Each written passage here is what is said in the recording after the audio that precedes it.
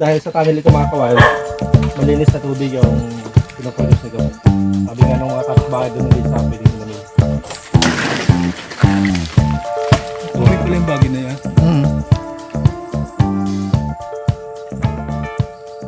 Yun mga kamaster, binisita natin yung pwedeng pagkunan ng tubig para dito sa bahay ni Ate Lisa. Kasi dito lang sana dumaan yung hose ng mga patubig dyan sa kabila, kaso hindi man sila pinapayagang mag-split dito sa malapit. Dito lang, 3 di pa lang kasi dito dumaan. Kaya binisita namin kung gaano kalayo yung area na pwede pagkunan ng tubig.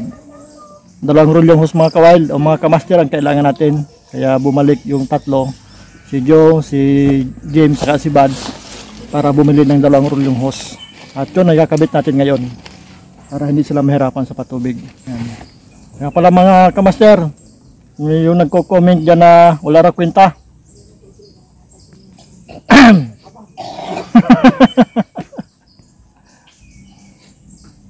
Salamat sa comment mo. Meron tayong merienda. Kasi huwag raw bubusalan ang turo kapag gumigiik.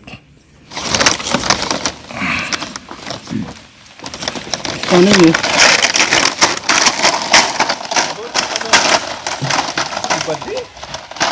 Ay! Doon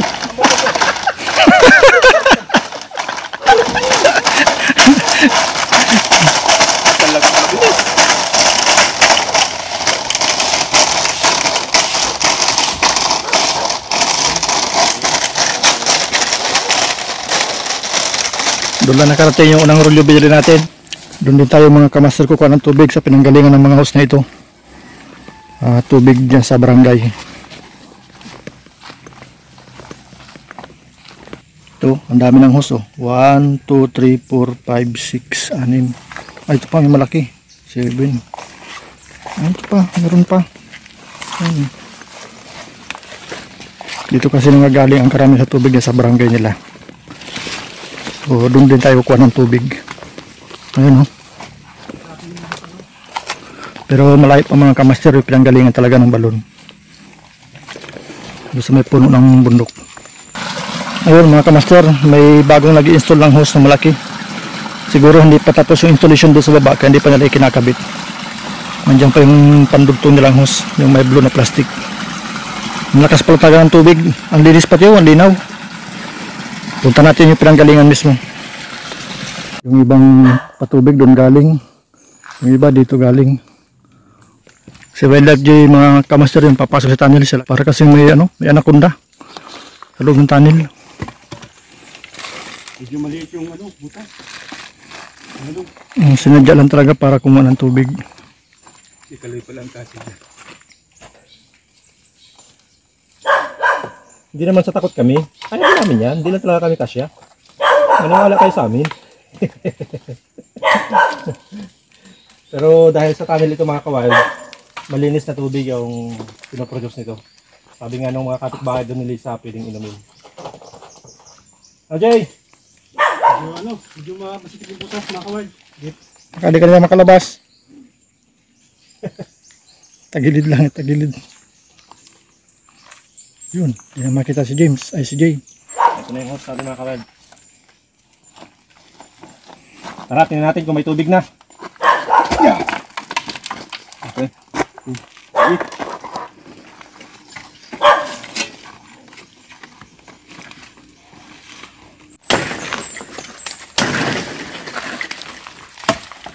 Yun. Tubig pala yung bagay na yan.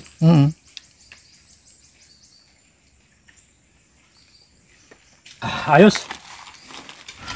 Ayun mga kamaster. Okay na ang tubig nila, ayos na. At napakalinaw ng tubig. Binda natin si Manoy, takot-tigil ngayon. 2 roll yung mga kamaster. Ang naubos nating hose, malinis yung tubig na yun. Relax mga kamaster, relax. Siyempre, hindi sa atin mawala mga kamaster ang kape. Sabi ng iba, hindi raw sila makatulog kapag nagkakape. Sa akin naman iba, hindi ako makapagkape kapag ako ay tulog.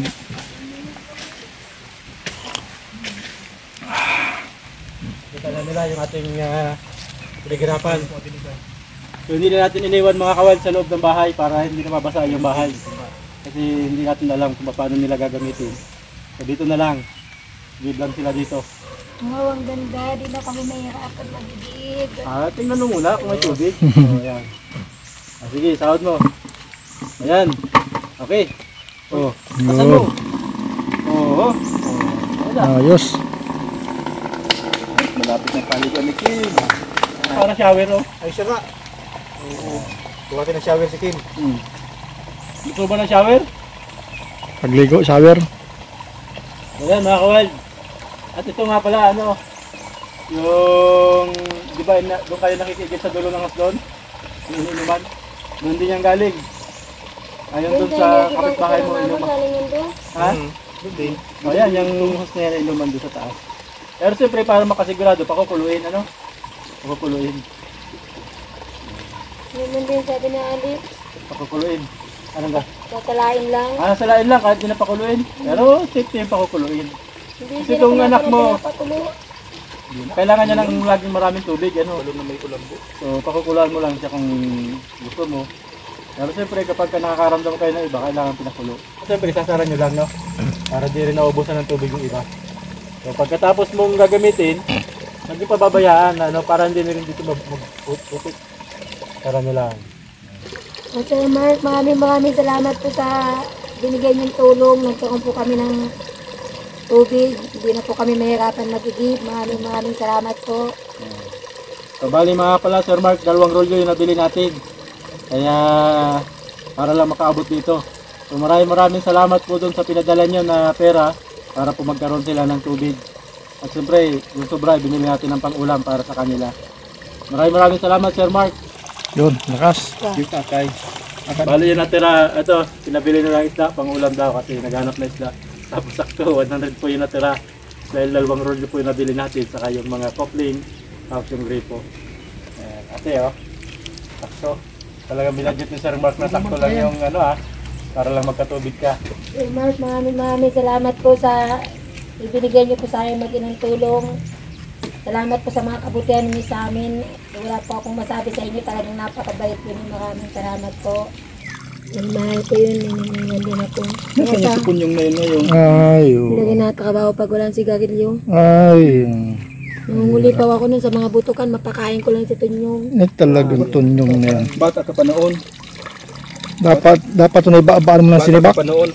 Napagkaalwan kasi kapag ang tubig nasa bahay na. So hindi mo natatrabahuhin yung pag-igib ng tubig. So alis na kami. Narami sila. Lumilipas ang panahon, kabiyak ng ating gunita. Ang mga puno't halaman, bakit kailangang lumisan? Panapanahon ng pagkakataon, may babalik ba ang kahapon?